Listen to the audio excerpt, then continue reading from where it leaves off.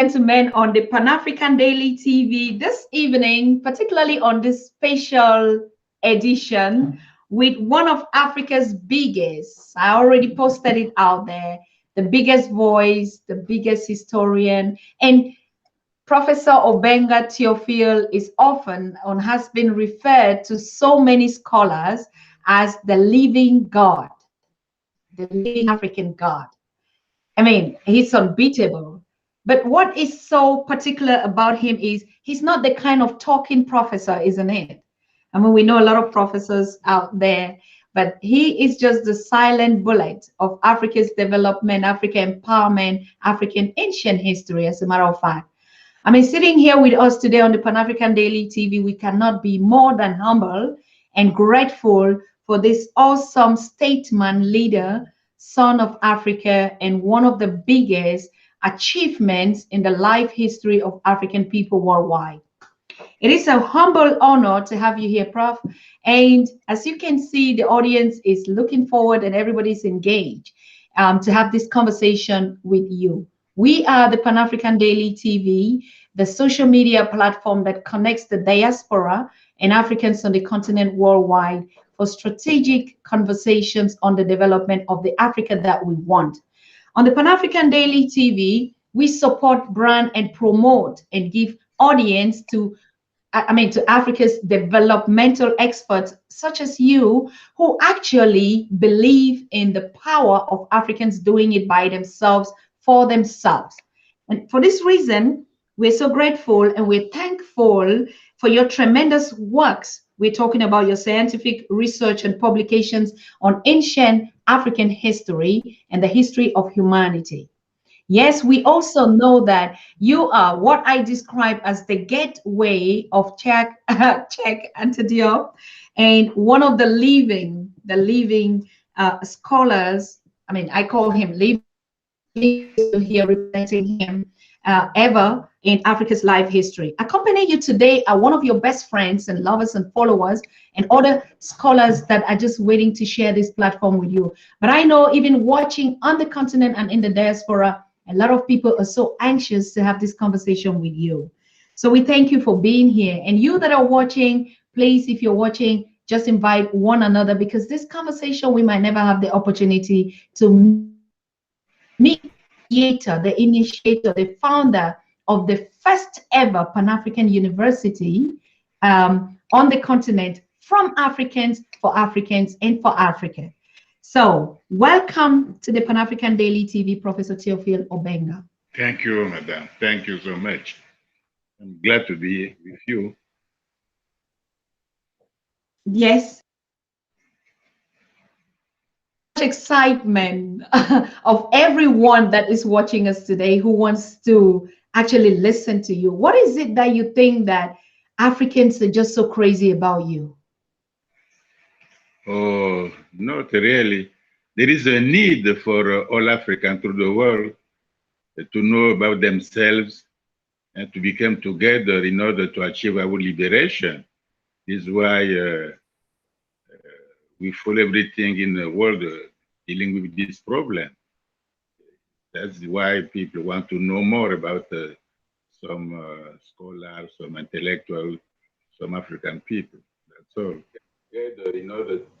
Exactly. I just don't want to get into your works and publication, but I just want you to tell us a little bit about you, what you've been doing. I mean, people that know you know you. It's just not even repeating again, but we would like to know how you want or what you see yourself and how you want us to know you.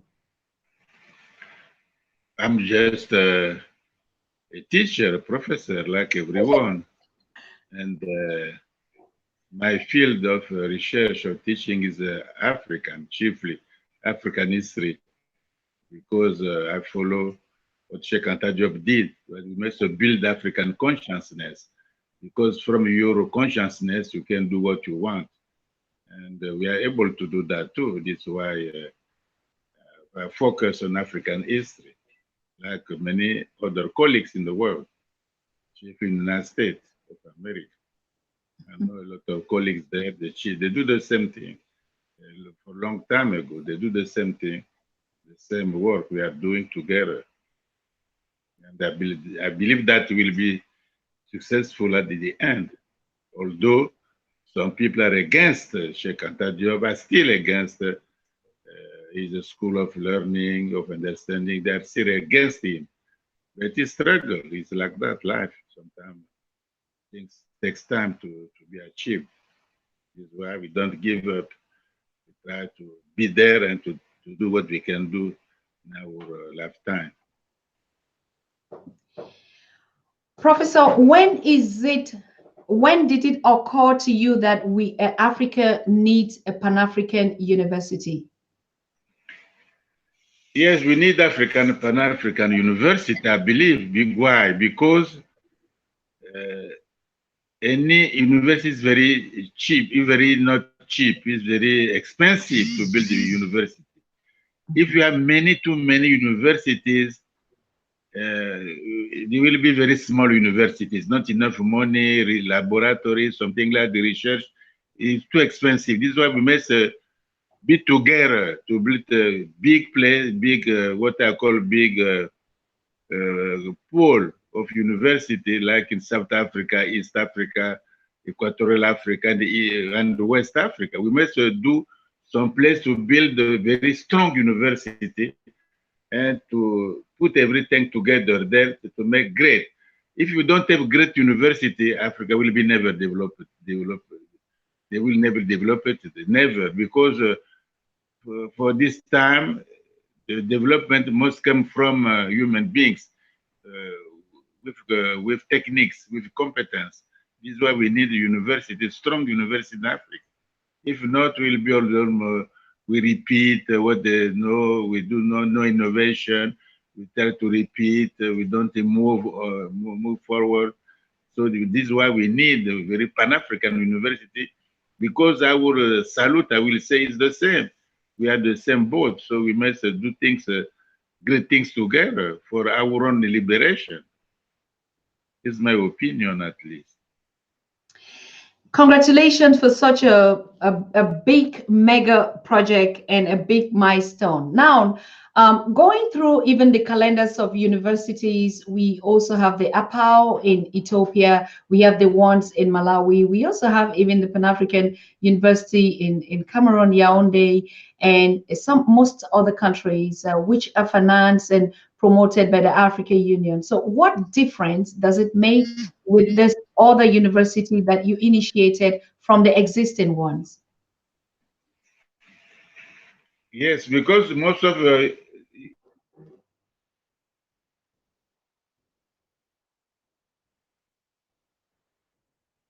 must be independent the way first European Union, something like that.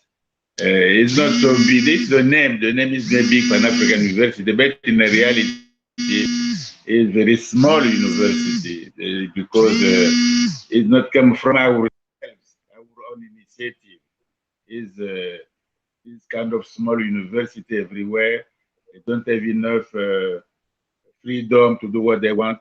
They don't have innovation, no modern science, just to repeat with the agriculture, something like that. It's not really university, in my opinion. Too small. We need you do your own university by yourself. What you want to do is not from European Union. You must do what you want, Africa, to build your own university.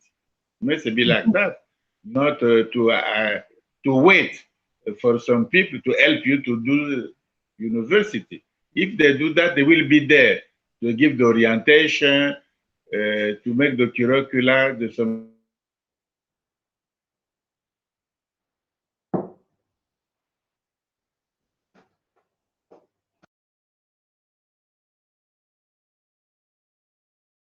is almost finished for Western world because from centuries, almost from more than 10 centuries, they have everything from the continent, everything from the continent, free labor from the continent, their goods, material from the continent, everything.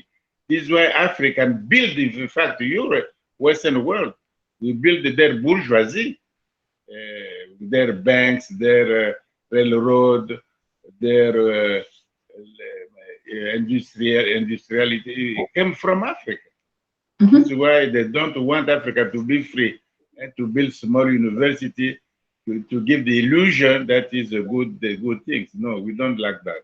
We must, we are enough. We know the world now. We are great enough to think by ourselves, to build our university by ourselves, and to do what we want to do for our liberation. Nobody will really liberate African people. Nobody will give freedom to Africa except Africa themselves. That's all. It must be clear, and for African people, for everyone. Africa is too huge, is too important for the world that will never give Africa, want Africa to be free, never. This is why they do small business. Everything is small. They give you some million, they say they help Africa. They give you money, they help you. After that, they say you are the most poorest country in the world. You are the most debt country in the world. They give you money. At the same time, they say you are poor. What's the use of their money they are giving to us? I give you money more and more you become poor. There is a problem there. Why they help Africa? They give money. World Bank, FMI, they give money or something, but we are still poor. Something is wrong. In fact, they don't give money to us. They give the money to themselves. That's all. And we are just a debt from them, kind of linked with them. There is no development. I believe, huh? No, it's absolutely correct. That's the reason why we are celebrating you this initiative, because that's one and unique, particularly in terms of the curriculum.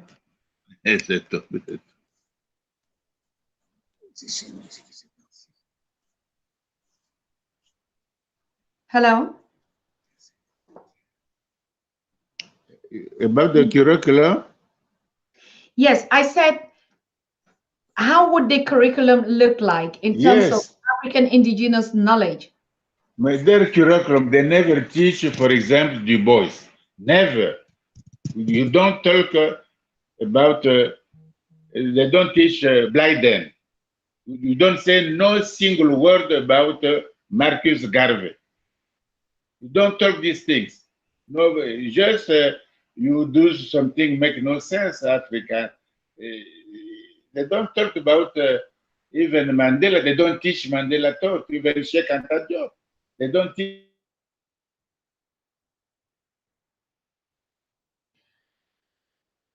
Camera?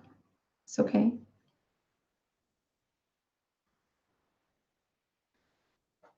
I think the volume keeps breaking. The connection is actually tripping out there, people.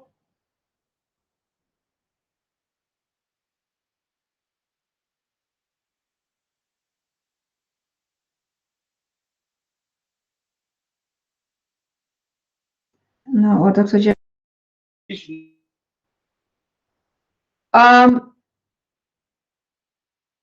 There's just too much. All right, I think we'll bring in the other two supporters of Professor Obenga Theophile, very close friends and scholars, and we open up the conversation so that they have time to adjust their camera, and so we can get back to that. So please, yes, Professor JamesSmalls is right here with us, who was with us yesterday, and Dr. Jeffries as well would be joining us on this show now. Well, it was wonderful to see my teacher. Theophile is my professor. So when I was in the university, I studied his mind. So what he's explaining to us 2 weeks ago, Africa and Congo-Brazzaville established the first truly Pan-African university on the continent of Africa. With an African-based curriculum designed by African men and women, put together and supported by African presidents, And so this is a game changer in how we begin to tell our story to ourselves and the world. Mhm. And Dr. Obanga has pioneered this with his president in Congo, and they've achieved it. And it's been 2 weeks, maybe 3 weeks now that it has been open. And he wants the world to know that a Pan-African university isn't just a label, Mhm. but it's the content. Every intent has to have the appropriate content. And this university intent is to present an African content, Mhm. tell the African story from the minds and the eyes and the experience of African people through thousands of years of our history. So when one say, you know, we hear the story of the Berlin Conference, for instance, and we hear the story of how they invade Africa, but we don't hear the story of how we fought back.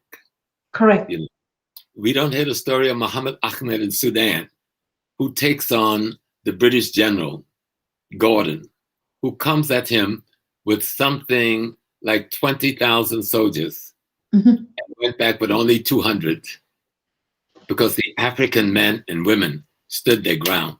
Mhm. They don't tell us about Sechuweya in Zululand at the Battle of Islamabad when the British come in and Sechuweya's army takes on the British army, decimate them, and cause the fall of the Robespierre government in London Mhm. because of that victory on the part of the African.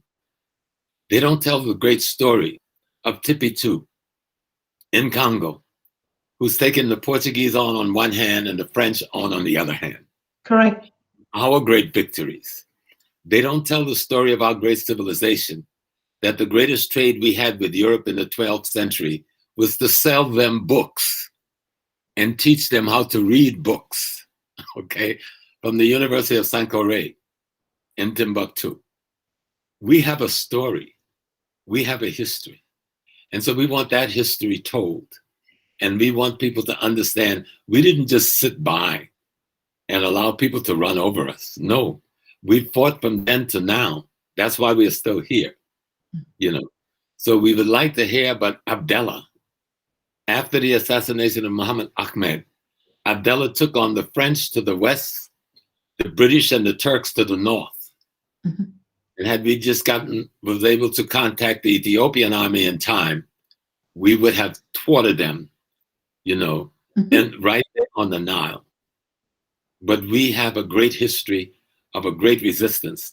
Our great civilizations, ancient Egypt, before Egypt, ancient Karma, before Karma, the ancient Nubian civilization, the Mhm. ancient Mali civilization, the ancient Songhai civilization, the ancient Ghana civilization, the ancient civilization on the East Coast, the Swahili civilization, the great Monomatapa in the South, and the great temples and communities that we build, Mhm. and the social order and the science and medicine that we develop. We are going to tell our story now. And that's what a true Pan-African university is about. So that we can have an intellectual, how do you say, protocol, but an African intellectual protocol, not a European or an American intellectual protocol, an African intellectual protocol that speaks to the world with an African world view. We have a view of the world. Our culture is not just drumming and dancing. Our culture is philosophy. Our culture is ideas, concepts, and principles based on cosmology and ecology, the knowledge of astronomy, the knowledge of the environment. We give all of this to Europe. When we get invaded by the Arabs and the Turks, they take our knowledge through Spain into Europe. And only then do they build universities after having get the African information. Mhm. But they didn't come as brothers and sisters. They came with guns. We didn't have guns. We were farmers. We were fishers. We were hunters. We were not a war people. We did not kill thousands of people on battlefields. That's not our culture, you know. And so a Pan-African university will talk about our philosophy, our sociology, our intellectual ideas on how the universe was built, our ideas on theology, our notion of God, our notion of family, you see, our notion of love, our notion of community. We have our own worldview. And that's what this university is going to begin to teach. Bring the work of Cheikh Anta Diop forward. Mhm. Bring Chinwezu into every classroom. Mhm. Bring Lenka in every classroom. You know, when we think of things, we think of Okonkwo, and we study the story of things fall apart and look at the great writers of Nigeria, Mhm. contemporary, that we don't even study. Look at the great Pan-Africanists from Marcus Garvey to Martin Delany to W.B. Du Bois to so many others, so that we could tell the story about Liberia and not about some Amero Liberians coming in and beating up on our people, because that's not what really happened. Mhm. Some people returned home, but the whites would not let us have any peace till this day. They won't let us have a peaceful reintegration. When we came to Sierra Leone, they wouldn't let us have a peaceful reintegration. But that's their side of the story. What is our side of that story? Mhm. Let us know our story. When we read Jomo Kenyatta facing Mankenya, and we read the stories, I was talking to Naisha about it, about the rites of passage for the age group and the types of protocol we use to train our young people to be men and women, to be husband and wives, to be mothers and fathers, Mhm. you know. And so all of these things, a people must tell their story to themselves. It is only from knowing your culture can you recreate your future. You can't recreate a future on another man's culture, because in the other man's culture, you're the slave, you're at the bottom. And no matter how much you recreate his culture, you'll always be at the bottom. You have to recreate your culture where you're the light, you're the top. And that's what this great university that our great professor has helped to bring into being is beginning to do in Africa. Um, it's just unfortunate that I mean, for the past afternoon they didn't have light in the Congos, even in the university, Right. and that's why we were even just so grateful to have him for such a short time. And I don't really see him making it back here, but I'm happy that you are here, and Yeah. Dr. Jeffries is here to support him also, and he's Yeah. aware of it. We've been talking the whole afternoon, him coming, going. It has been really a great challenge. But I want to remind our listeners we're still going to have him here, if not today. He is ready for us, and he wants to take us step by step, even into the campus, on the curriculum, who can register, how we can start preparing our children for this Pan-African university. So there's not going to be anything like, oh, I studied in Oxford, in Yale, in Cambridge, or whatever. The decade of this time, Professor James Moore, you're saying, is going to be, I studied at the Pan-African University in Congo, Kinshasa. That should be the pride of every African worldwide, isn't it? Yeah, absolutely. And that is so absolutely important.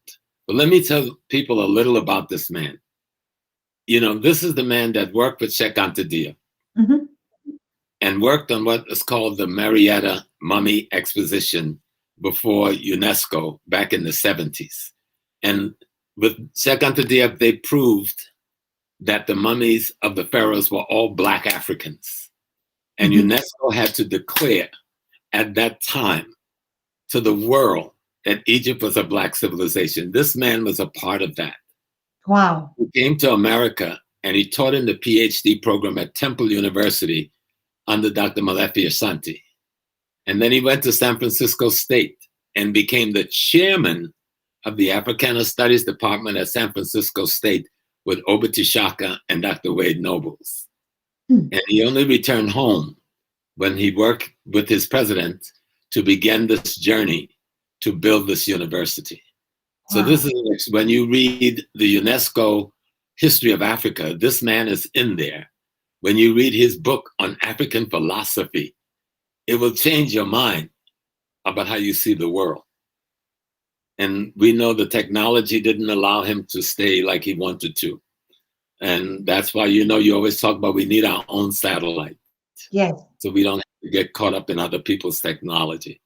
And because they are having problem with the lighting and other things, which we shouldn't have. We have the wealth, but there's, like he was explaining, they steal our wealth. They steal $1 billion and give us $1 million. Oh, this is aid. From the $1 billion, I'm going to give you a little piece of crumb. Mm-hmm. And what he's saying is that we're going to teach Africans to build Africa for Africans in the way Africans want to see Africa. Mm. And so you must develop an intellect, an African intellect, based on African experience, African history. I was about to ask that question. Did you listen in the lobby when he was talking about, when I mentioned the fact that we have other Pan-African universities? Yeah. And what he was saying, they're named Pan-African, but they still have European curricula. Yes. They're still being overseen by European minds. And I see my other big teacher is here. Yes. A very close friend of Theophile. And he speaks French almost as good as Theophile. So Dr. Leonard Jeffries, I'll shut my mouth. Dr. Jeffries is here. Okay. Good evening, Dr. Jeffries. Good evening, sir. Good evening. Make sure she's unmuted. Yes, from our own side, yes. Dr. Jeffries, could you hear me? Make sure you're unmuted, Doc. Right, he's right there, I think. Yeah. Can you hear me? No, his microphone is not connected. I'm gonna call him on the phone. Yeah. Yeah, because he's watching, but not. Oh my God, this is just so wonderful that we're having this powerful team here. And Professor JamesSmalls, this afternoon I was talking with Professor Obenga, and he was like, wow, he has all the support of new scholars out there. Even during his time in the Americas, you gave him all the power and the engagement. And he would think, and he knows that the university is just a structure, but that you and other scholars will have to put in the curriculum and set it rolling. Prof? Let me see if he can pick up his phone and tell me. Dr. J, if you can hear me, check and see if your mute button is on to unmute yourself. Okay.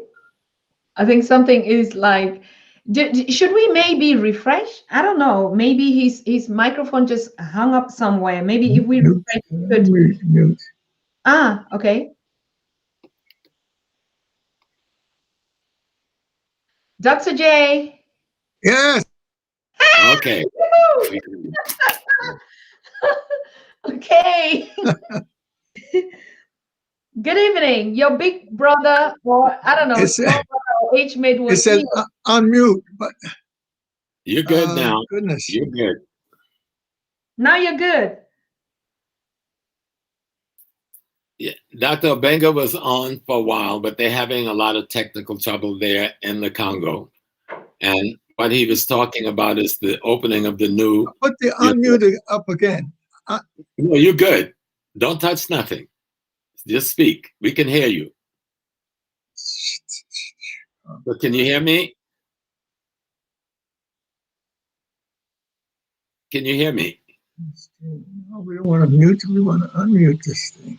No, don't touch anything. Just talk. You're good.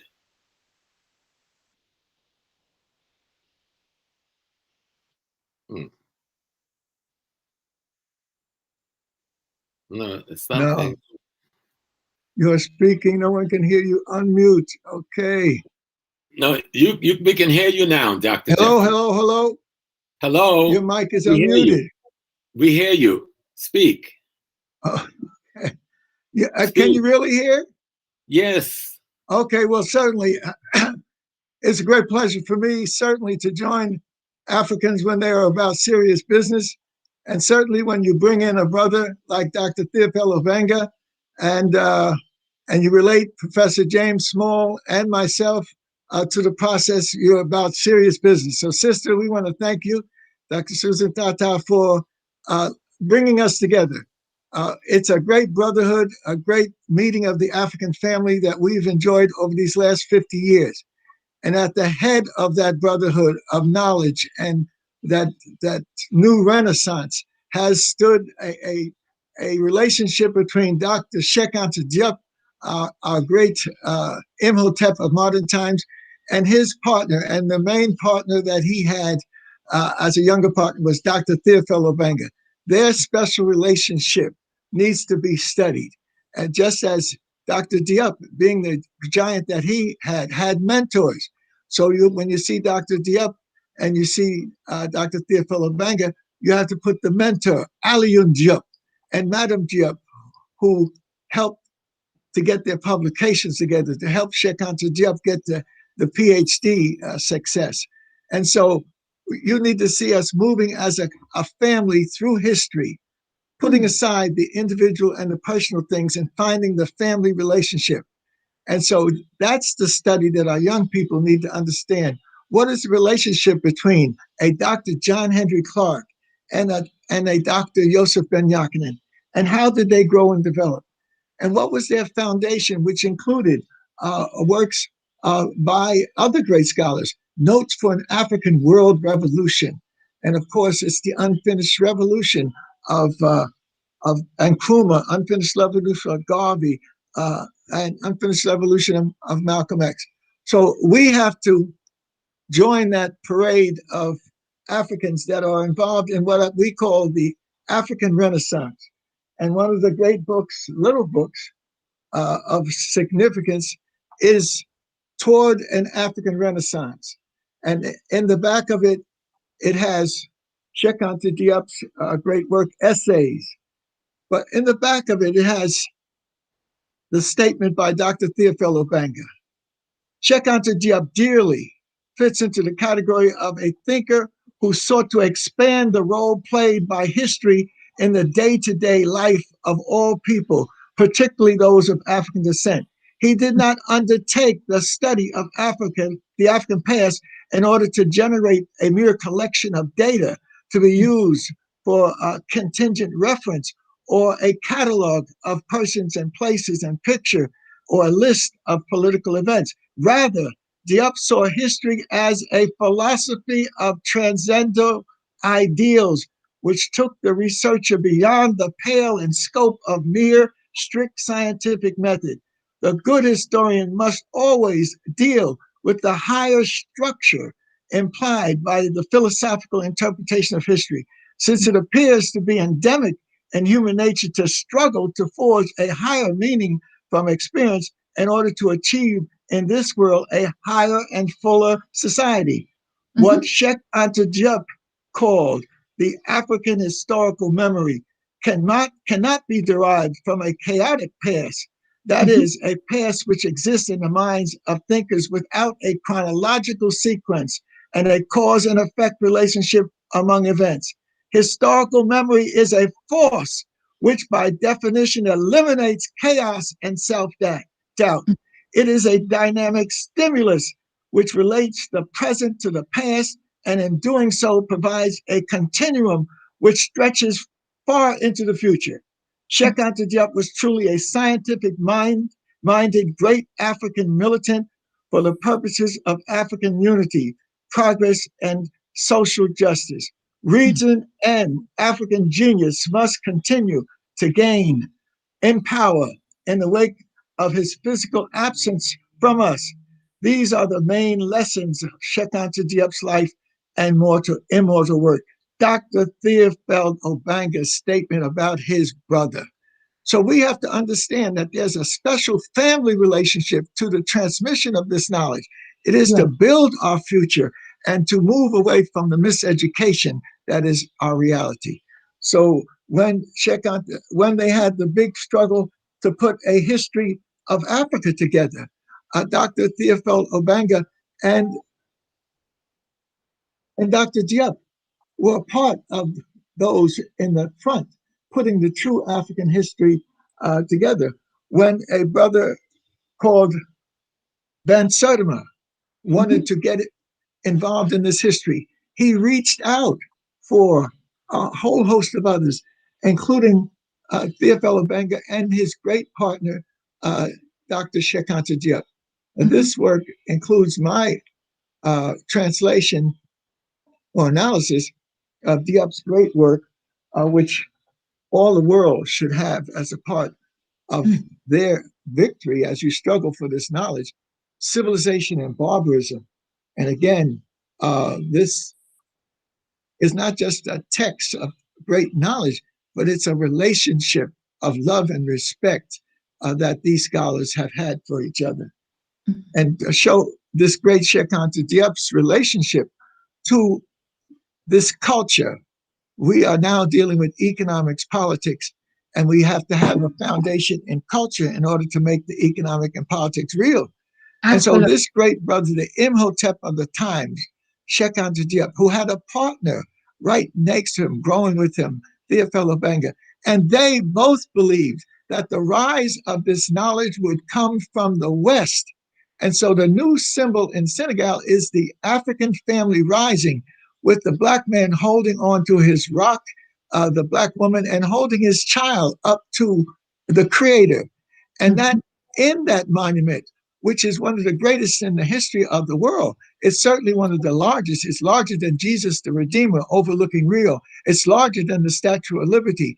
And in it is the knowledge that Dr. Theophilo Benga and Dr. Diop epitomized, and the rest of us, in the monument, where you can go into it and take an elevator 15 stories up into the mind of the black man and look out on the world. The child that he's holding up and the mother principle that he's leaning on, that child is looking to, not to Europe, where we usually look for sustenance. We've been trained to look for sustenance. That's why the miseducation is very real. But that child is looking across the Atlantic Ocean, linking up the populations of Africans in the West with Africans on the continent.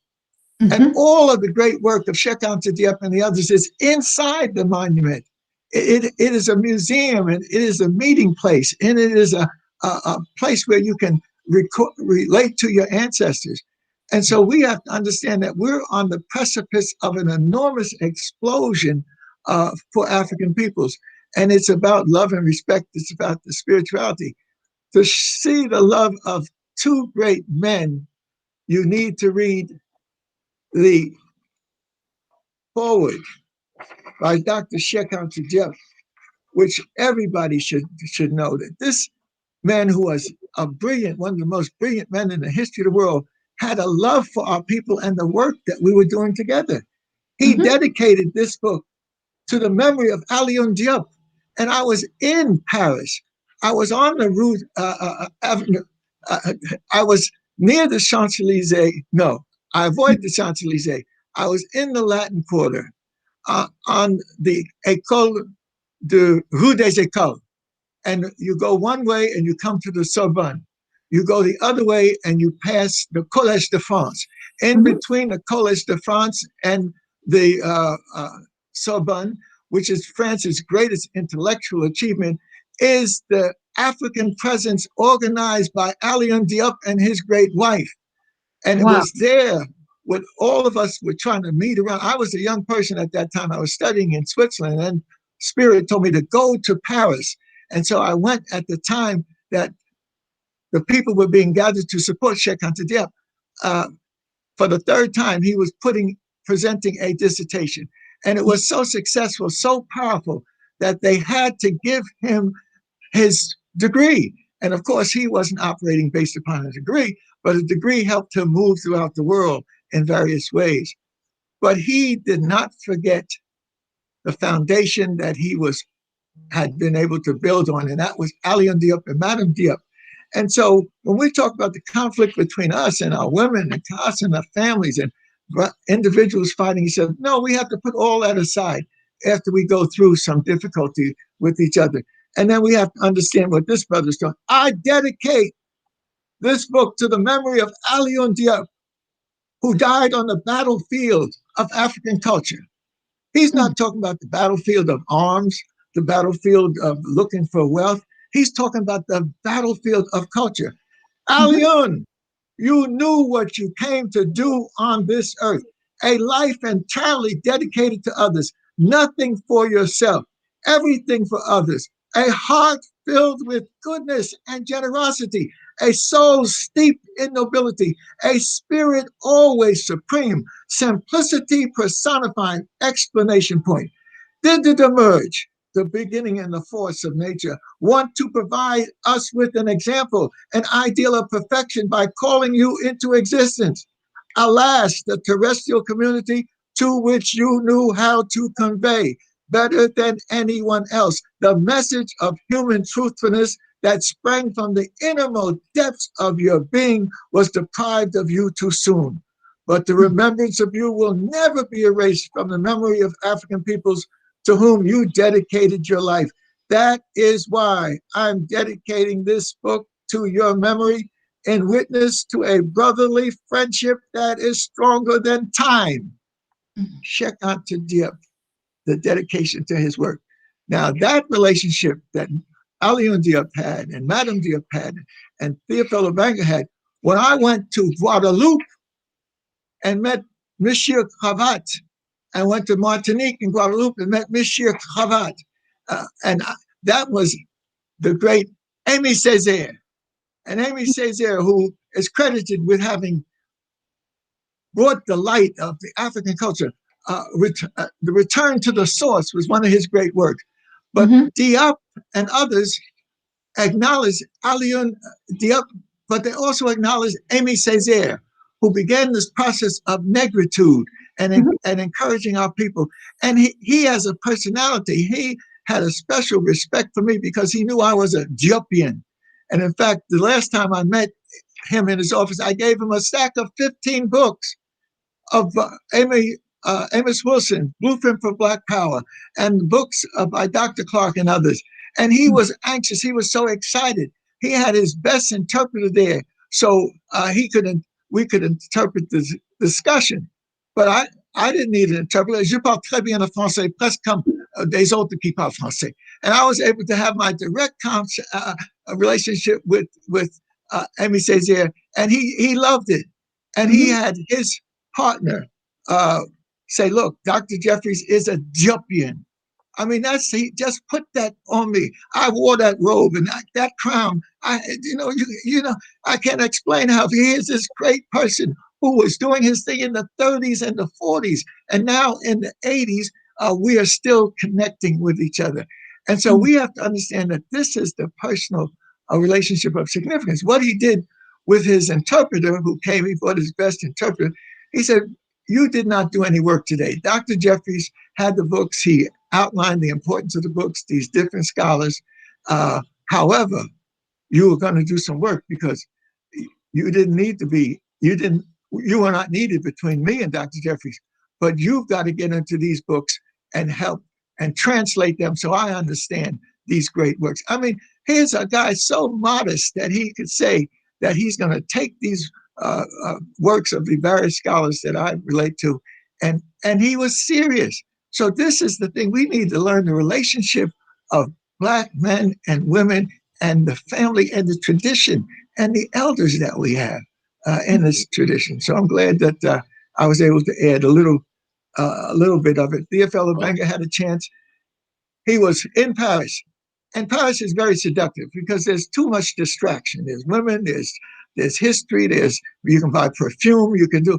But Theophile did what Cheikh Anta Diop told me needs to happen, that the rise of the knowledge is going to come from the West, meaning the Americas, Brazil, and the West Indies and America, and it's going to spring back to the continent. And when Cheikh Anta Diop told me that, I was with his oldest son, Mbaki, and we were in Paris at that time, in the snow. And we had this discussion while we were waiting to catch up with a cab. Diop felt that the seeds are being planted from Africa to the New World, and they would bear fruit. And so that fruit would help to put the real truth of what Africa is all about in the world. And it did. And the great thing was people like Ivan Ben Serma, who were interested in the New World in Mexico and whatnot. And he did his great work on that. However, once he got into the Nile Valley, he was transformed. Once Jacob Carruthers, who was one of our great leaders up from Texas into Chicago and working hard on the African battlefield with his cousin, Dr. Asa Hilliard, once these brothers got the Nile in their experience, and Asa was transformed. Dr. Jake was transformed. And so we need to see this family relationship because that's what they both did, just as Brother Small and myself. We created around us families, sisters, brothers, youngsters, oldsters, that were transformed by this Africanization through the Nile Valley. So we need to give thanks that we have a channel like this that can put the message out. We need to give thanks that persons like my wife is still teaching. 50-something years she's been teaching the culture and the traditions of Africa. And Brother Small, whenever he opens his mouth, he just had a medical procedure, and he's still operating like he's the king of the hill and reaching out and pulling us up as he has done so many times. So we're on a battlefield of victory and success. We have to Africanize our lives, and that will allow us to make sure that we can pass on an African revolution in the real sense, a revolution of the mind, body, and the spirit. Merci beaucoup. C'était un grand plaisir pour moi d'assister aujourd'hui avec les grands de la connaissance africaine.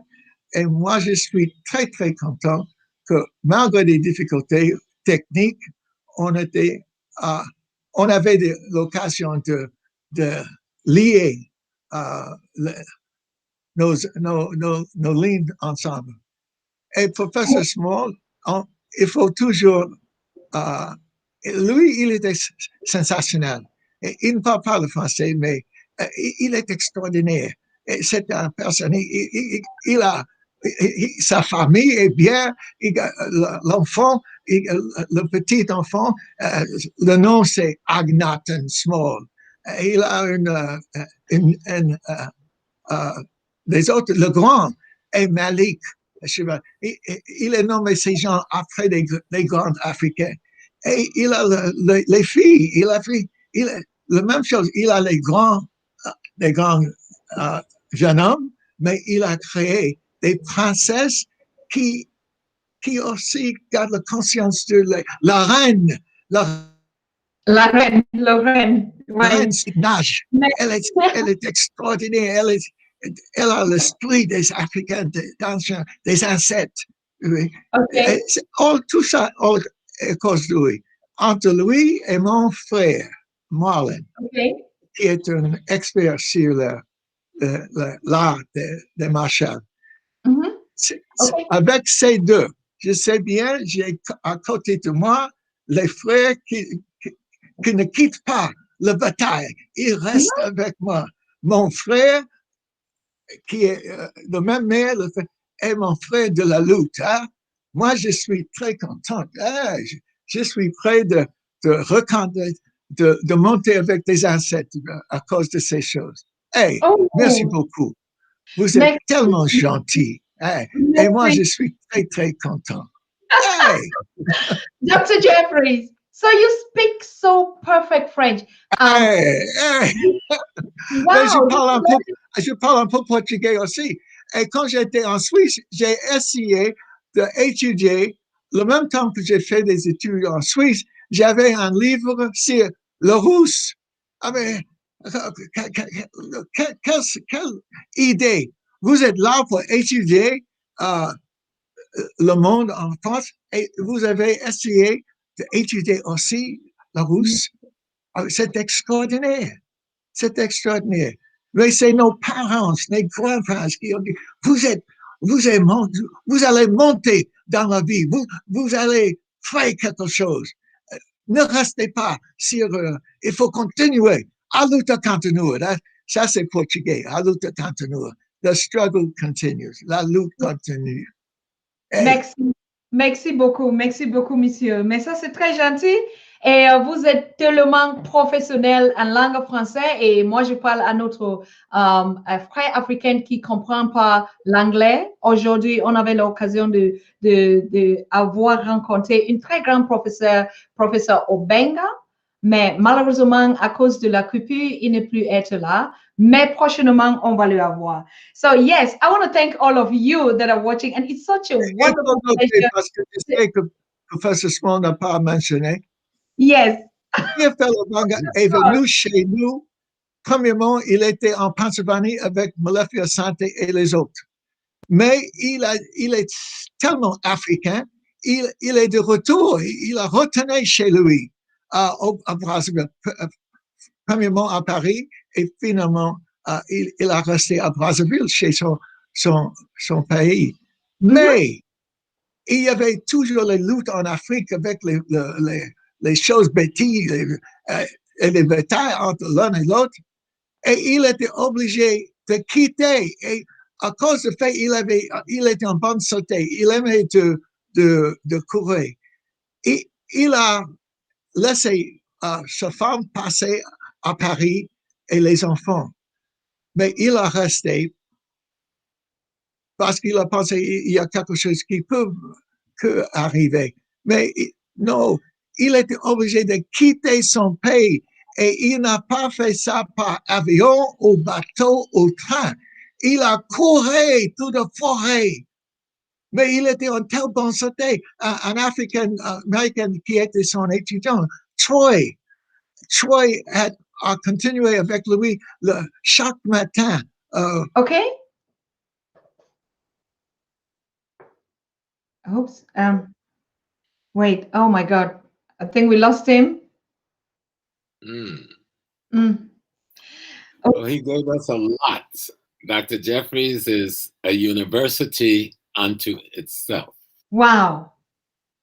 You know, This is and I think what he just exemplified is the kind of knowledge we will get from a true Pan-African university, like the that Dr. Obanga has just initiated in the Congo. And it's so important, the Congo, because we know so little about Congo. But when we study our history, you know, just recently in a cave in the Congo, they found statues of the pharaohs of Egypt, you know, in Congo and the Kasai province with the Luba people. They found other artifacts of ancient Egypt. When the ancient Egyptians went to visit their family in the south, they came all the way down to Congo, Malawi, and all of these places. When we tell our story, the world will look different.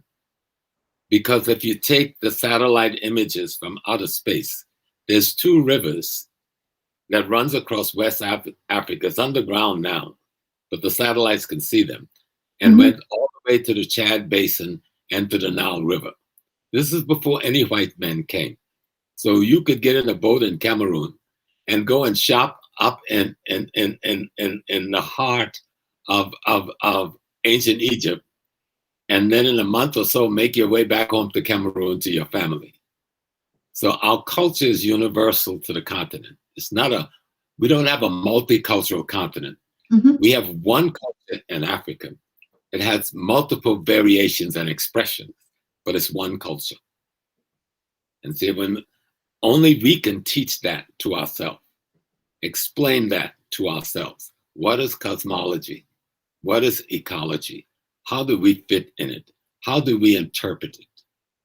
You can go now into the museums of Europe, and they've got our medical books, and they name them after white men. They find a medical book in Africa, and they call it the Joseph C. Smith Papyrus. How can it be Joseph C. Smith Papyrus?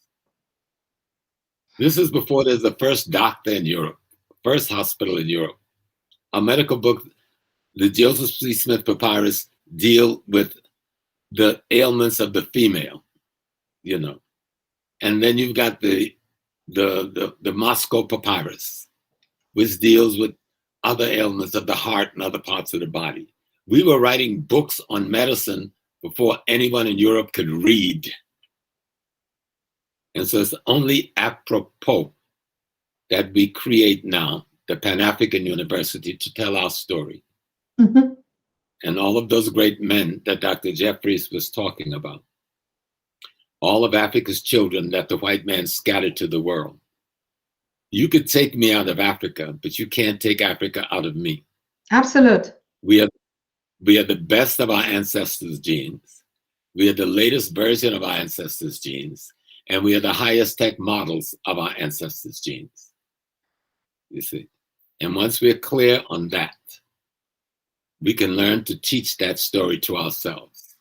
It is through our culture that we recreate and create our new civilizations. You know, not through the barrel of a gun, not with money, but with our mind and the knowledge of our ancestors, of the world and the universe itself, but told from our ancestors' perspective. Because we are the ancestors. When your mother and father gave birth to you, they gave birth to themselves. And if you repeat that going backwards, our original ancestors was God, the divine creator itself. Mm-hmm. And when we clear that pathway of cultural understanding, we will stop bowing our heads to the lesser beings of the world who must use force and tyranny just to have a conversation. We don't need that. No. We It's need just the that we lost him, and I'm trying to struggle, but it's like, anyways, it well, was he gave us a lot. yes. He gave us a lot, you know. And both of those men were my professors. I'm their student. So So you have both. You have from Professor Obenga and from Dr. Jeffries, isn't it? yes. So always remember, we are the best of our ancestors' genes. We are the latest version and the highest tech model. Remember those three things.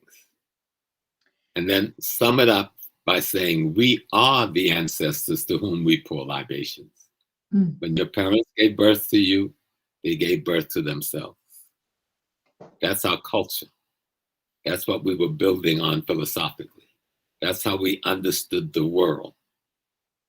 You, the woman, I've told you before, you've given birth to 2 children. Your womb is that part of God that creates. That's the only way God creates humans, is through the womb of the woman. That makes you an aspect of God itself. That's our culture.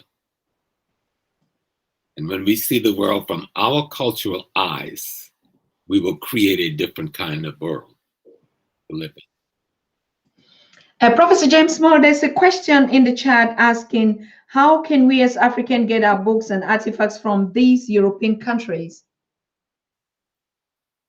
Well, there's some, depending on where you are. I know there's a brother named Dr. Robin Walker in the UK. Mm-hmm. And if you can get in touch with Dr. Walker in the UK, and he's allied with other Black bookstores and book enterprises in the UK, and they're connected to many of us here in the Caribbean and the United States. And there's many sources in Africa itself, especially in Ghana now. They've managed to really, save so much of our literature. And I'm sure this is true about many African universities. Mm-hmm. Many of our literatures are in the bookstores and the libraries of the campus bookstores, because we didn't have the money to put it in the big marketplace, but we did have the money to copy them and put them in the bookstores. Visit the bookstores on your university campus, wherever you are on the continent. You will be surprised at the writing, the authentic, original writings of African scholars that was never published to the world, but they're there. And there's one scholar, Dr. Jeffries didn't mention, I always mention my big brother, who's another one of my teachers. And his book is called African Culture in Governance and Development. African Culture in Governance and Development.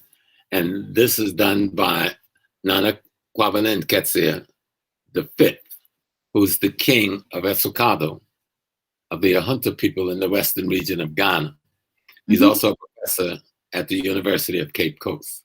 So the literature's there. We've got the writing. He showed you all these books. There's thousands more. And these are the kinds of books that will be in the library of that university in Congo. Mm-hmm. The thoughts and ideas of our people, men and women, of great scholarship that the West will never use to teach in their university. And they will block us from teaching it in our university if they own it. And that's why Dr. Obenga was saying, we've got to own and finance our own university. Absolutely. So that we can determine what is taught there. You know, this is about freedom. Remember, freedom is being shackled to your identity. Freedom is being shackled to your identity. Your identity is the body of knowledge that your ancestry have left you. That body of knowledge should be in the libraries and the Pan-African universities of the African world. That is your pathway to freedom. We're the best of our ancestors' genes. We're the latest version, and we are the highest tech model. And we realize, oh my God, we are the ancestors. They've never gone anywhere. They just transformed. But they gave birth to themselves as us before they left those bodies they were in. That's our culture. That's our theology. You know, the Ewe people say, Sogbe Lisa. Sogbe Lisa. Sogbe Lisa. The divine is the totality of creation itself, including you. That's African culture. When we understand our culture and our theology, we won't be confused around the false notion of Eurocentric identity. Yeah. Professor JamesSmalls, there's one very important, I heard people saying they've read that black book, and then you can also have them on the Amazon store. But the one thing that Africans should get set with is, like I said before, the pride of every African parent. I'm looking at Tumi and Ia, and when they'll be going to the universities, they should be on the Pan-African University in Congo. So that should be the latest development and the news that we're passing out here. Professor Obenga was just here to tell us about the Pan-African University that has been launched 4 weeks ago in the Democratic Republic of, in Congo, Brazzaville. Brazzaville. Yes, and this is one of the biggest milestone in history. But if you go on the news, Professor JamesSmalls, they be talking only about the Africa Continental Free Trade Area. Do you see any news or any media or stores or magazine talking about this university? No, because that's why you are so important. You are the media that have now brought it to the world. You see, you're the first one to bring this news to the African world. And that's why it's so important, you know, that your Pan-African Daily TV is significant, because information, I think as Dr. Jeffrey said, whoever controls the information controls the mind. Absolutely. So you're bringing the information that our people need. And I told you the other day, there's another great university that our people don't know about. Yes, in Cote d'Ivoire, the one, you know, it's Yamoussoukro. And it's one of the biggest universities in Africa. No one talks about it. You see, it does not have the full Pan-African thrust that the appeal have just created, but they can be a fusion. It has the science division, it has the technical division, it has the medical divisions way up in the forests of Cote d'Ivoire and Yamoussoukro, the home village of Ofutwani. So we have to begin to see, what is it that we have? We don't need anything from these other people. They can't give us anything anyway. That's why it's so important to understand history. History erases the European mystery and lets you work your African miracle, which is our black magic. I love black magic, okay? They don't. Me too. All black magic. You see, I'm black today, black and gold. So I'm wearing my black magic, you know? So the key thing to understand is that we have a short time in these bodies on earth. These are temples, tools, house for the spirit that's eternal. And we get the wisdom from the ancestors. So we use this house to transfer that knowledge or to carry on intergenerational transmission of the wisdom of our ancestors. So that we rebuild our world in our likeness. You see? So that we can talk about our God in our likeness and our goddess in our likeness. See, one beautiful thing about Africa, where there's a God, there's a goddess. We don't have these one gender people. That's not an African thing. You have a God if you have the two gender that are opposites coming together. And I know the West is right now trying to force this other foolishness on us. I've heard that this president have threatened Nigeria, if you don't, we're going to sanction you if you don't deal with the multi-gender confusion of America and the West. And I heard that Ghana just opened some office just this morning about this gender confusion. I have no problem saying it's gender confusion. When I want to make love, I want an African woman's face looking at my African man's face. Only then can we recreate ourselves. Only then does love exist.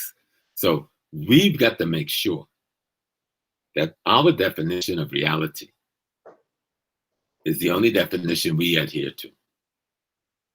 You know, Dr. Nobles have taught me power is the ability to define your reality and have others accept your definition of yourself as if it were their own. That's power. And we must wipe the slate of other people defining us and our beauty and our depth. We are, and I know people have a lot of religions, and I understand what religion is. Men created those things in their confusion.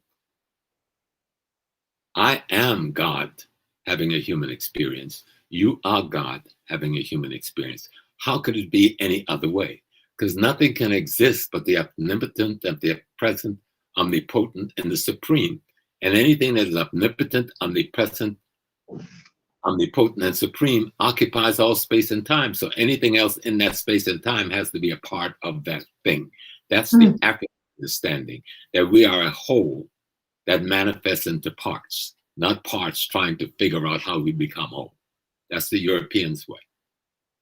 And I think you had my elder professor who speaks German so well from Washington. He speaks on that very well. Yes, because culture is your education system. So if you don't have your culture, then you've got somebody else's education system informing your behavior and creating your character. The very word education comes from the root to educate, which means to bring something that's inside out. So what you go to the universities for and the schools for, to get the tools to bring the thing inside out. So what is the thing that is inside? The essence of the divine itself. Again, my Ewe brothers and sisters in Togo and Ghana, they say voodoo daha, voodoo gazi. You know, it means the essence of the divine creator in nature and the essence of the divine creator in man. Where is that essence residing? It resides within you. So you learn mathematics and geometry and linguistics to bring that essence out so that you can service to the rest of the world. That's African culture. And we explain it through dance, we explain it through drama, we explain it through music, we explain it through rhythm, we explain it through harmony, through the drums, through the horn, through the strings. But we are explaining something. Everything is telling a story about the universe and your role in the universe. That's our culture. You know? You remember one day when I was talking about love and how powerful it is? And people think that love is, oh, I'm emotionally attached. Oh, she is so beautiful. I'm attracted. Oh, he's so handsome. I'm attracted. That's not love. That's exactly what it is, attraction. It gives you an opportunity to explore the possibility of love, but that itself is not love. Love is knowing the divine within you and then having the spiritual intellect to recognize the divine in someone you want to be a mate with. And when those two understanding of divinity realize the possibility of its oneness, then you're talking love. Not emotion, not attraction, not attachment, not sensation. You know? That's African culture. I'm always talking culture because culture is the key element that's missing in our liberation process. Absolutely. I think if we just make culture relevant, then we make every other system irrelevant. And that's the middle point. Whether we like it or not, we have to go back to culture because culture is the only thing that breaks down all the barriers and these illusions. If they're talking about the gender confusion, we don't know it in our culture, and so be it. And we have to have the courage to stand up. If someone, I always tell my brothers and sisters in Africa, oh, we want to bring this LGBT. If you want that culture, go to Europe. They have it in abundance. Leave us alone. If that's not our culture, go to where that culture is practiced. Go to the priests who abused you. Go to all those church people who abused you, who brought their religion from Europe, and let them get angry with me. Because I'm a theologian. My degree is in theology. I know you. I know what you've done to Africa. We see in America they're now rounding you up and putting you in jail and making you pay these children you abused over the years. What about Africa where there's no sanctuary, where there was no rule restricting you? If you did this in America and got away with it, my God, what did you do to me? But there was nobody restraining you. So don't play, because the gods of Africa is waking up, and they will not play with the enemy of their children. Be clear. God is not a person. It is the totality of the universe itself, and it will always right itself. Yes. It will always right itself. But we have to be consciously involved in that writing process, and that's where culture comes in. Defend the integrity of the divine that is you, and stop being afraid. What have you got to lose? The poverty? What have you got to lose? The oppression? What do you have to lose? The abuse? Hey, freedom is being shackled to your identity with gold and platinum chains.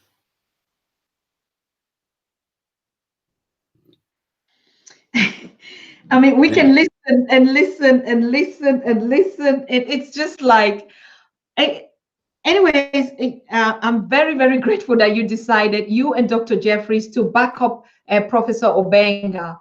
And it was just only you putting us too much information out there for him. I just imagine if you were not here. So yes, let us roll on the topic. Now, when we say he did a publication on ancient African history, is it the history? Because like in most books out here, we know that African history starts with slavery. So we supposedly understand, or the general African history should be the history before slavery. And this will really slavery was a moment in time. We've been here millions of years. We've had so many civilizations go down and built new ones before anybody else got civilized. The people who are oppressing us have only been in existence for little more than somewhere between 10,000 and 15,000 years. Okay?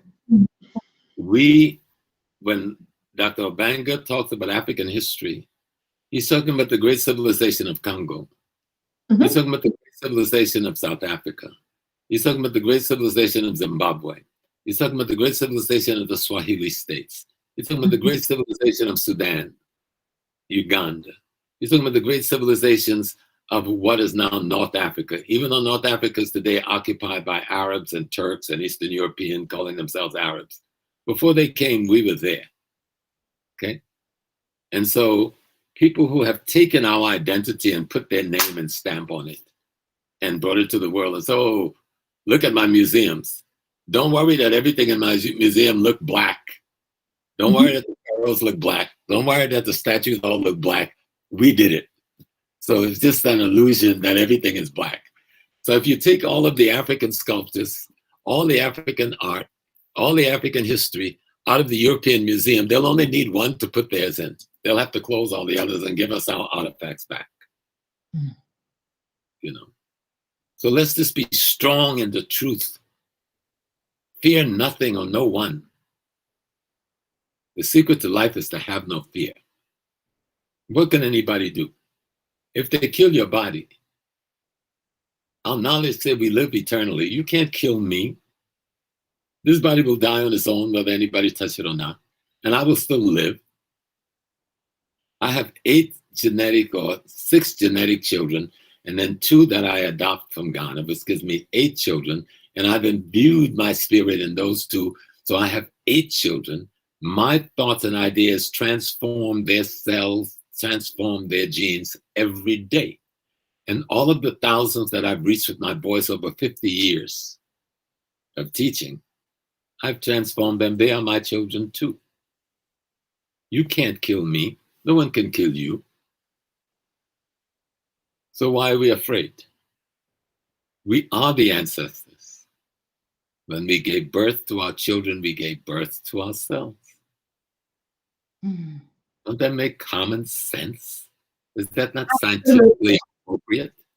So why are we letting foolish people making us phony demagogues and then threaten to remove us from the false pedestal called life? Life is eternal. It has no beginning, it has no end.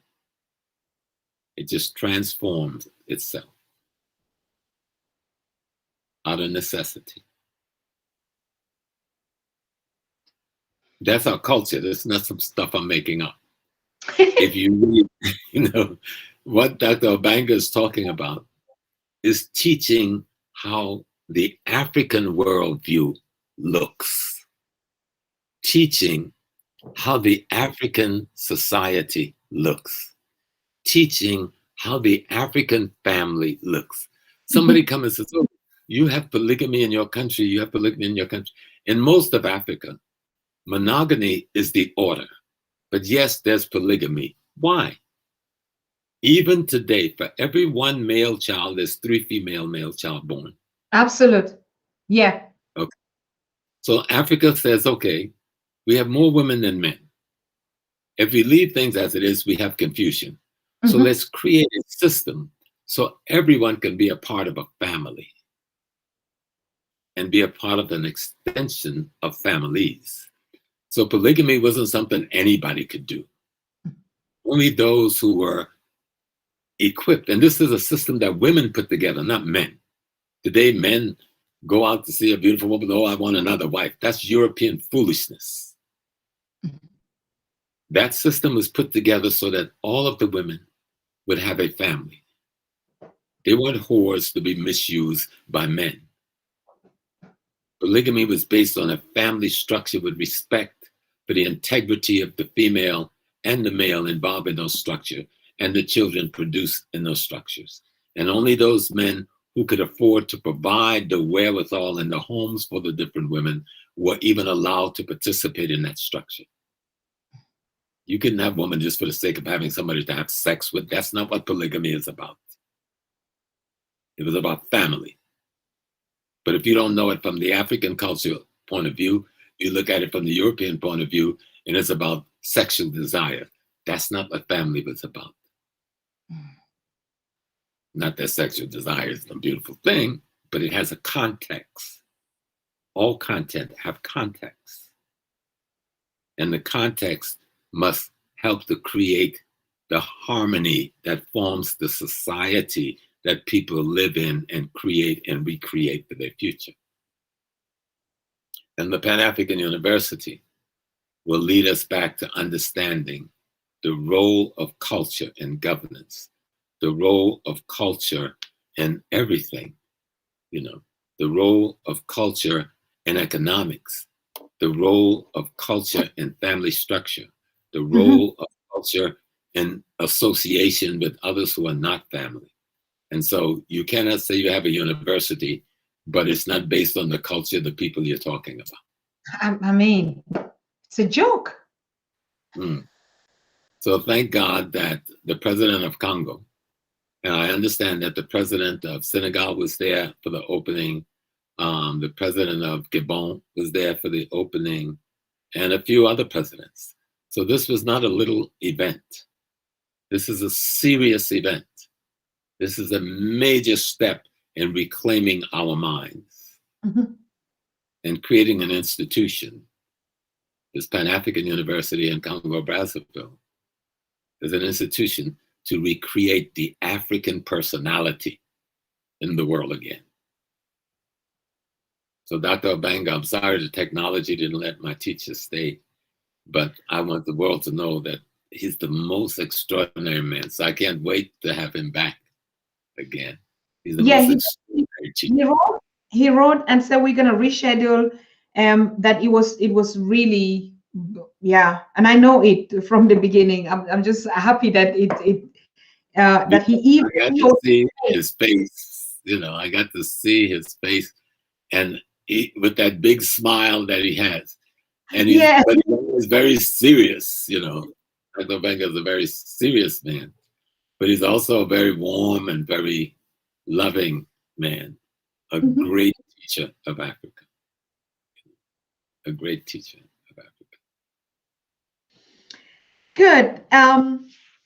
I think we have exhausted, but I like the conversation that you were talking about our culture, and maybe even these structures are going to help us now to kind of like put, if we were not having universities that would educate us, particularly about family, and particularly even this topic of polygamy that you're saying. I come up from a polygamous family. It can never be a problem. It can never be a mistake. But the abuse, the way, you know, the system is being transformed. It's not. You don't have that. It's been contaminated by European cultural infection. That's the best way to describe it. Our systems, because of colonialism, enslavement, and what's that word, that the imperialism, economic imperialism, cultural imperialism, intellectual imperialism, they have contaminated many of our systems. And we have to cleanse them again with true African culture, which can only come from a true knowledge, which can only come from a true research into our own tradition, which is still in the villages all over Africa. You don't have to go far, you know. And so that's important.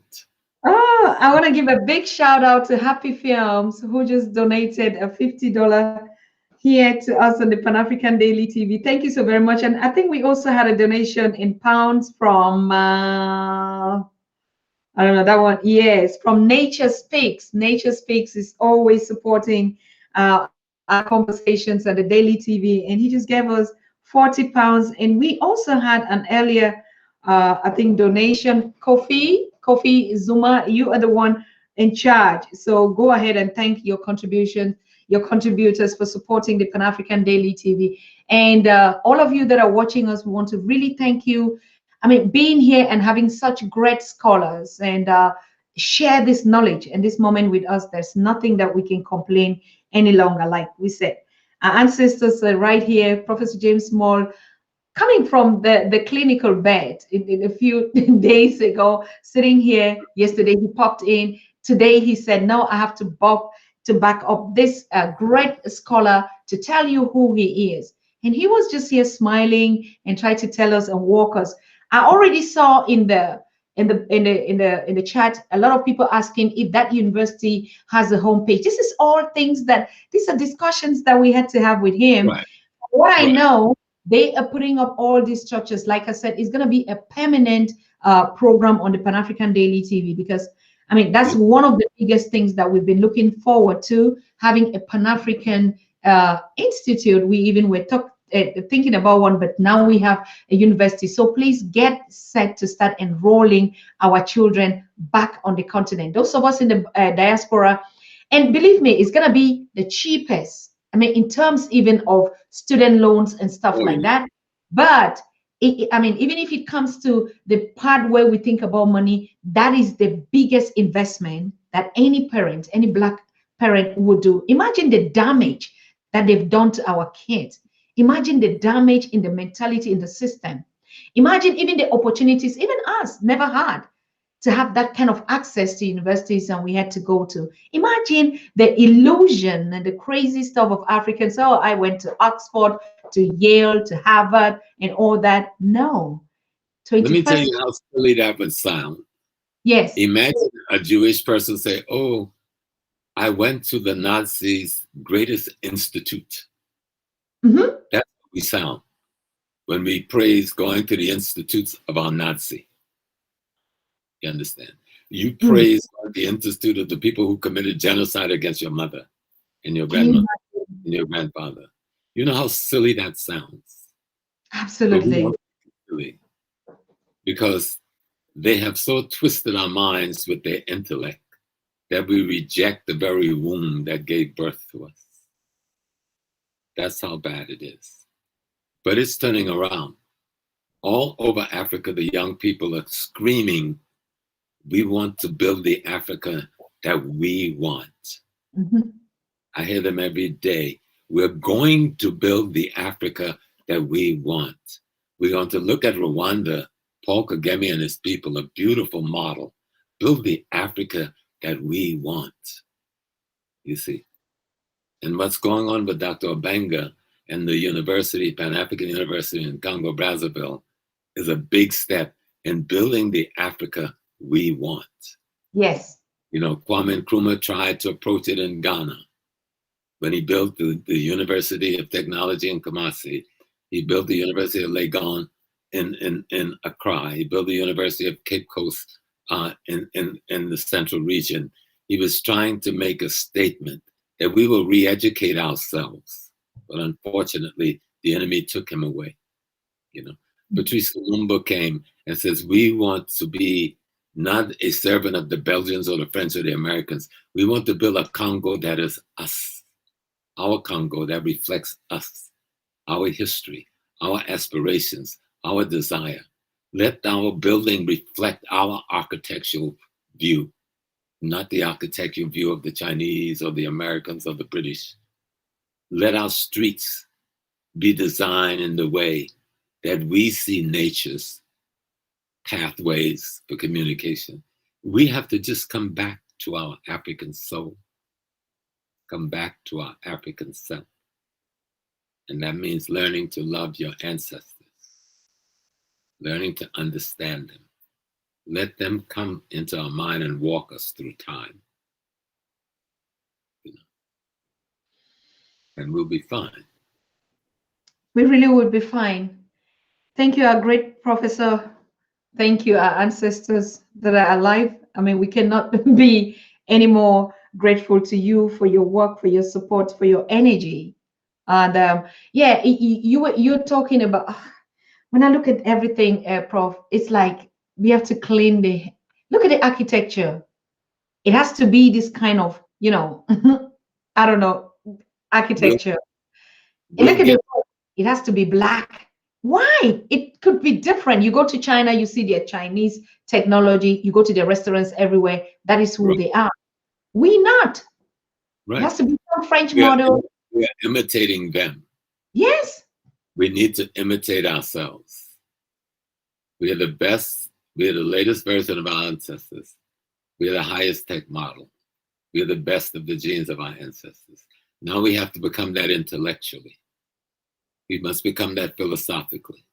We must become that ideologically. We must become that in terms of our worldview. When we move there, that means we are defining ourselves, and that is power. Power is the ability to define your reality and have others accept your definition of yourself as if it were their own. And I said that clear enough so everyone who's hearing us can understand. And one of our great sisters, Zora Neale Hurston, she said, to be there, you got to go there. But to go there, you must know there. That means you must study the history of your ancestry. To be there, you've got to go there. But to go there, you've got to know there. Truth to power, truth to everything. Thank you. Thank you for all those that are saying. Professor JamesSmalls, you look so smart in your attire, your black and gold. I mean, I'm jealous. I was wearing this for Dr. Obanga. I wanted him to see I'm still strong in the culture. So, yes. And you look lovely today. I know that must be Cameroonian, that design that I'm looking in your beautiful dress. This is a mixture. You have the Yorubas put this up, the Northerners put this up. It's unique. Well, we may call ourselves Fulani, but we still Black Africa. We may call ourselves Yoruba, we still Black Africa. We may call ourselves Cameroon. The border between Cameroon and Nigeria was put there by white folks. We didn't put those marks on the map. If you were to test the blood and the genes of someone from Cameroon and someone from Yoruba land, there would be 99% the same people. You see? So we have allowed outsiders to come and say, oh, look at what is different about you. I say, oh, look at what is the same about me. When I look in the face of Susan Tata, I look in the face of my daughter, my wife, my mother, my grandmother. That's who you are. You're all of them. You know, and everything has its variety, but it doesn't change its essence. You know, we speak different languages because we're in different locations. We needed a language is nothing but a sound that identify the meaning of the things around us to us. You and I can sit down right now and go somewhere and create a language of our own if we wish, but it does not change the nature of your being. It does not change the nature of your being.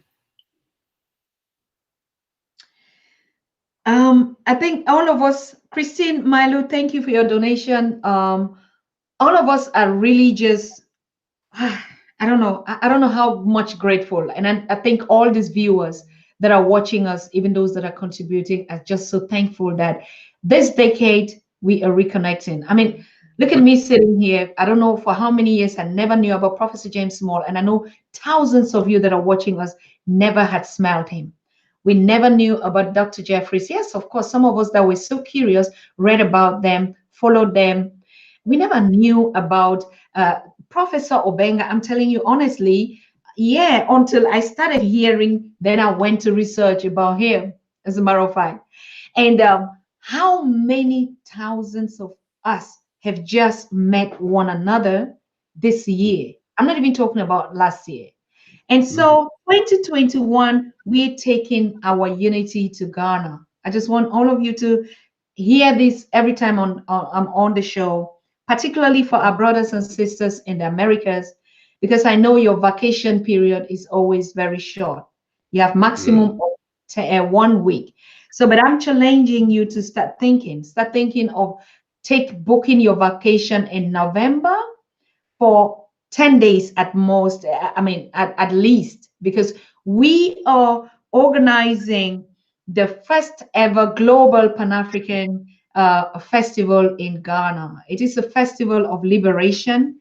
And so we're going to take a lot of ceremonial. It's not just like we're going to visit Ghana and see where we come from. No. I think Professor JamesSmalls is saying, yes, we're not going to say anything here.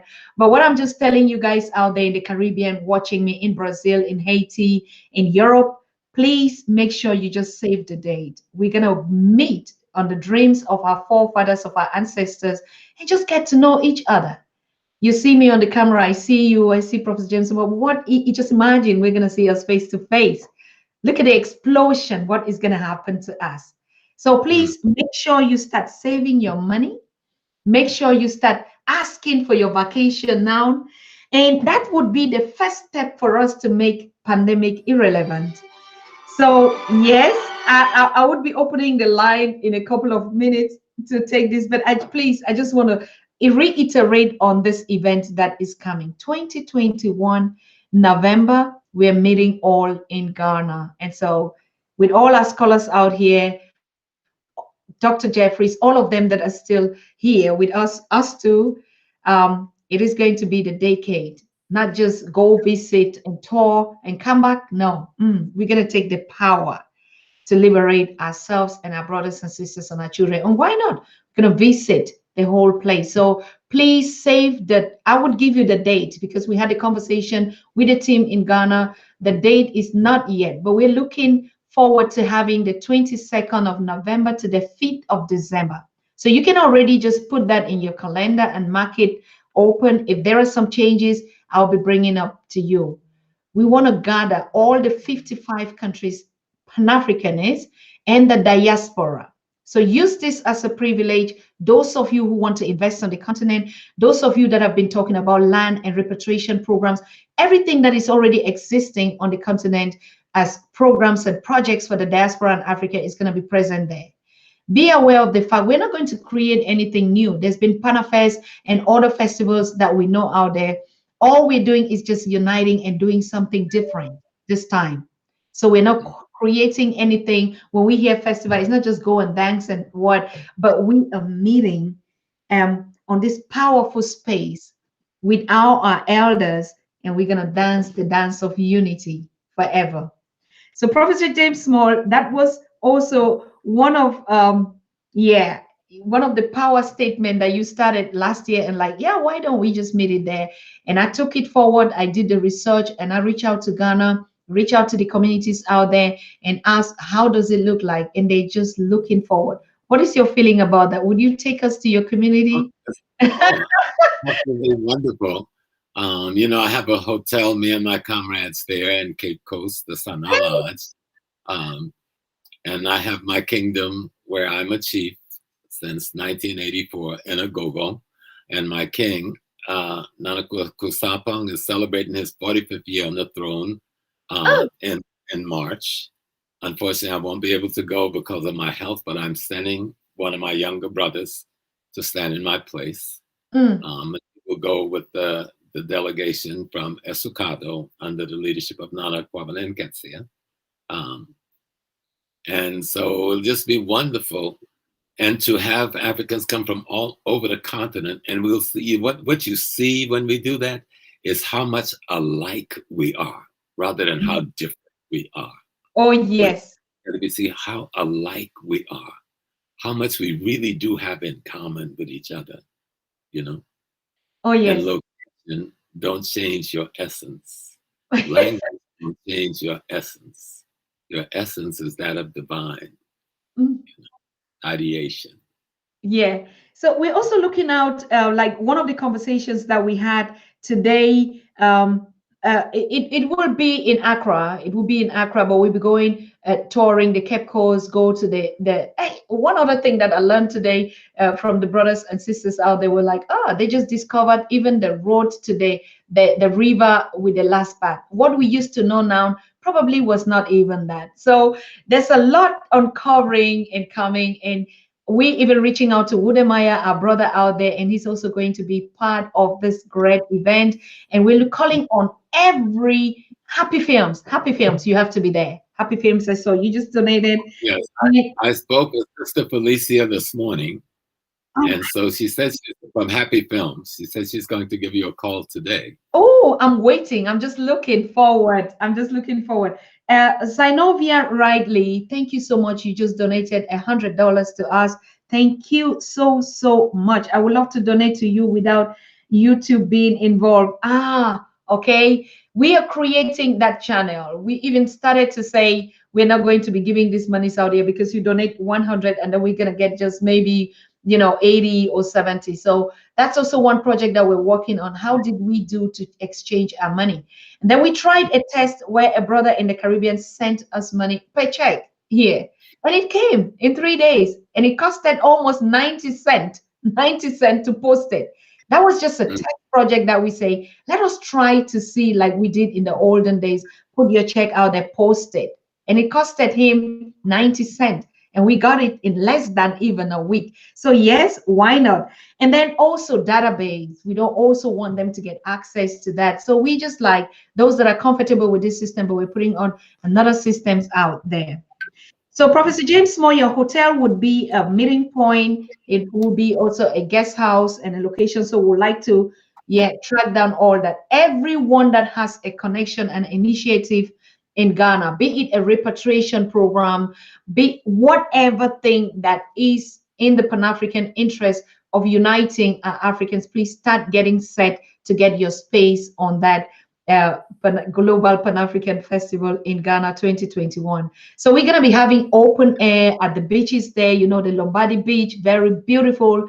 But also we go also be offering people who just say, I want to meet and propose to my wife in a traditional space. We have all those locations, you know. So they're going to be just a lot of package. I'm also excited because I'm going to Ghana for the first time, and to my community, which I belong to Ghana, the Asin community. I mean, I would like to meet the chief, the queens out there. And you know what? There's going to be something also happening in that community with myself. So yes, get ready, drop in any not just financial contribution, but your ideas. You can also join us on the team. The diaspora is already preparing its team, Caribbean and all that. So all of us are going to meet and celebrate. Professor James Small? Yes, ma'am. And you know, I love the Asin community because one of my close brothers is one of the kings in Asin Kushi. And and when he first, he's an attorney, so he says, "Oh, Prof, come to my kingdom." I go, "Oh, this man told me he got a kingdom. What kind of kingdom?"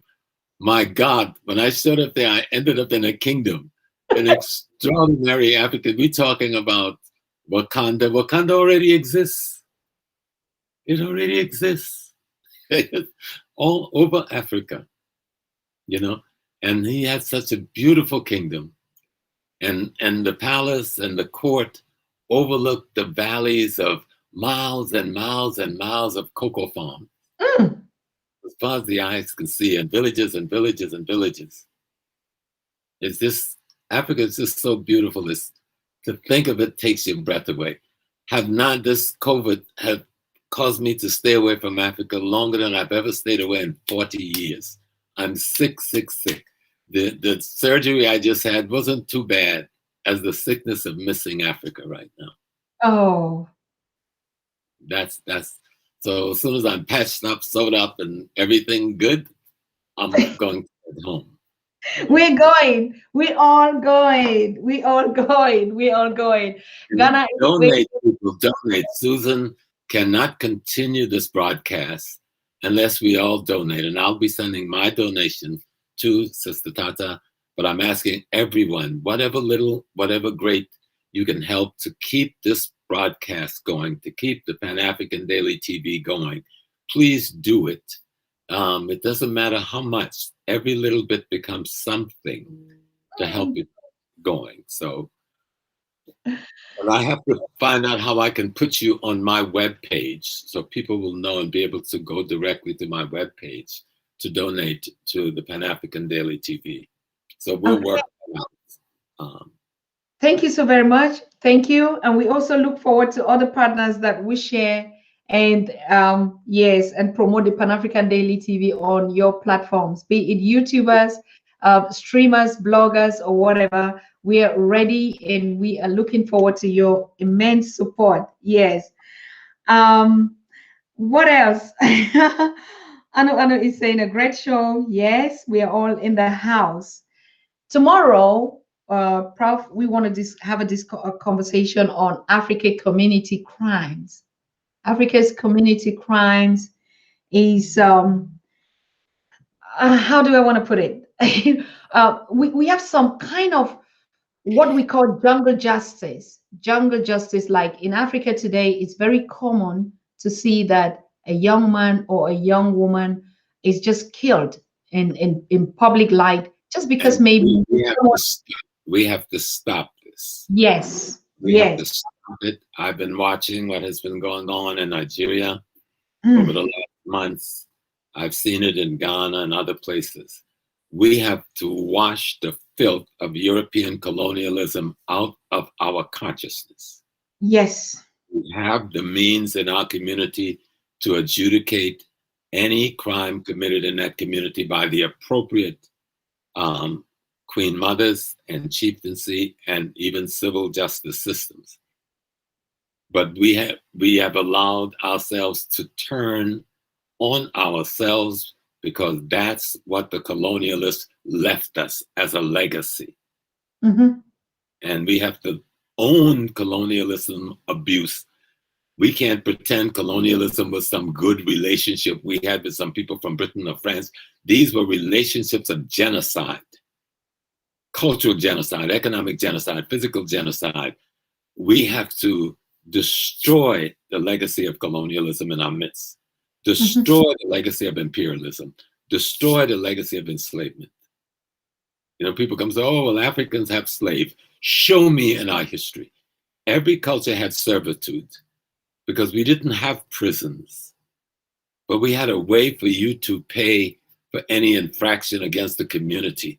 But it was a humane way of doing it. Mm-hmm. And we need to restore our humanity. That's what the white man took away from us. He took away our human beingness. And we can only gain our human beingness back when we return to the culture of our ancestors.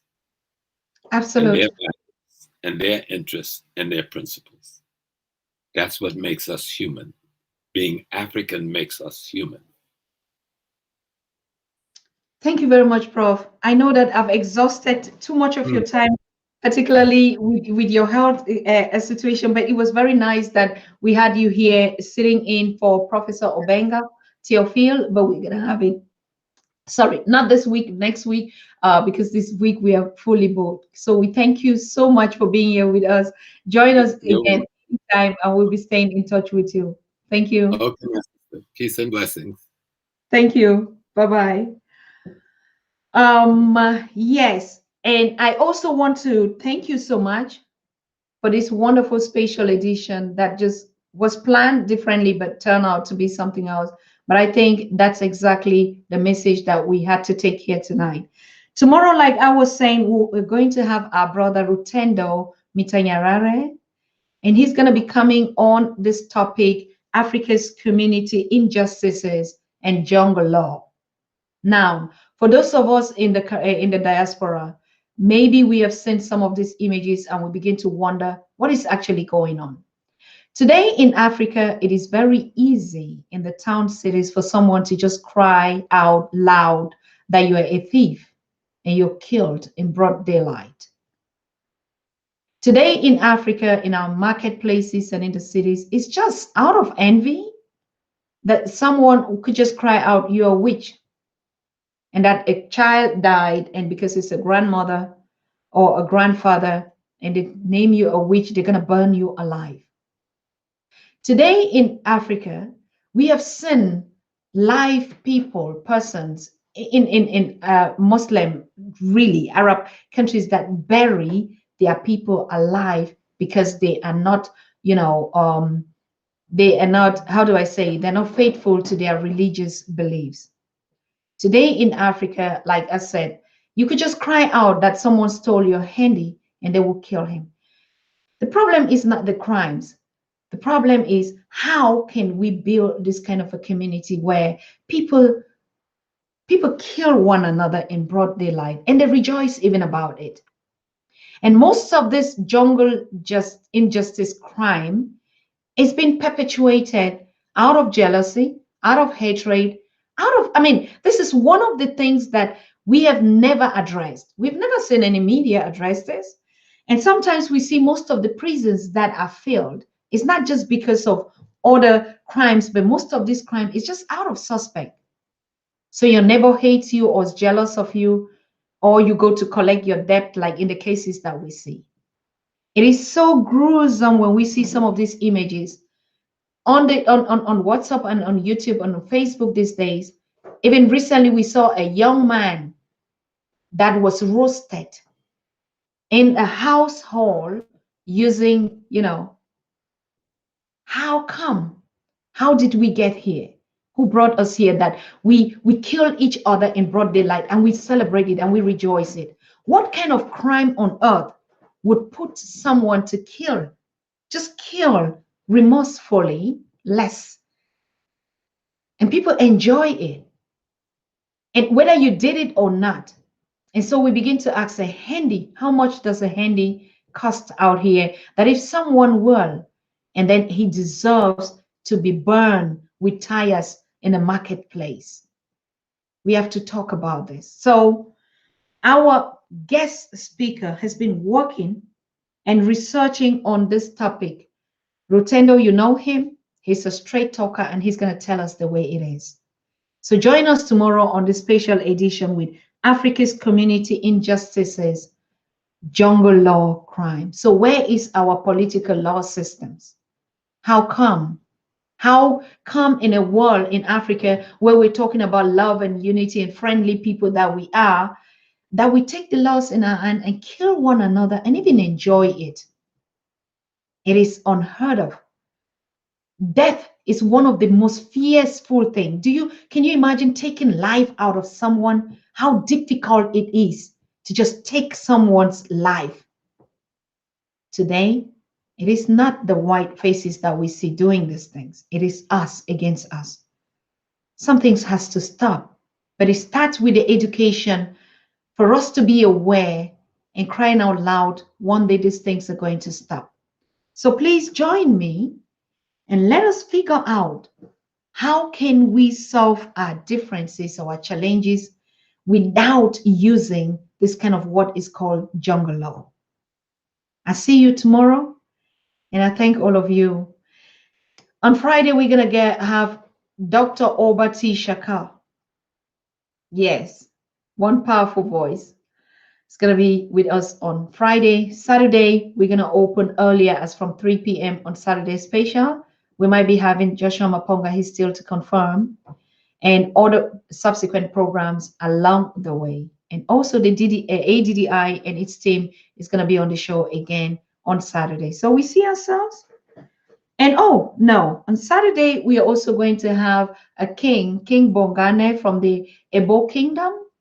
Is going to be with us also on Saturday. So we have Saturday Project, we have Joshua, we have King Bongane, and we have the ADDI, and something else can also still come up. So we have this full package for you. Enjoy your evening, and we see ourselves tomorrow with Rutendo Muntanyarare. Good night. Bye-bye.